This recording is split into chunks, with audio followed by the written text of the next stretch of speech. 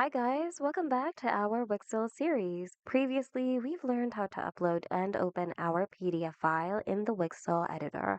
Today, we are going to learn how you can fill out your PDF in the Wixel editor. So, let's get started. On the toolbar above, click on Fill PDF. ARIA will automatically analyze your document and highlight all the fields that need to be filled out. You can adjust your zoom right over here, so you could zoom in and see details a lot clearer. You can then start filling out your PDF with the required information. So just repeat the process until everything's been filled out. And if in case you need to sign anything, just click on sign over here and then create your signature. You can draw your signature. You can also just type in your name.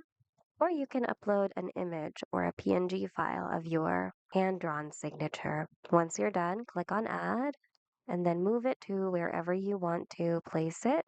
You can also resize it that way. Once you're done working on your PDF, you can share or download it. It's up to you. So go to Share and Download on the upper right. You can directly share this PDF through these available platforms, or you can download it to your PC. And that's it. Hope you guys found today's video of help. If you need more Wix tutorials, check out our channel and consider subscribing as well.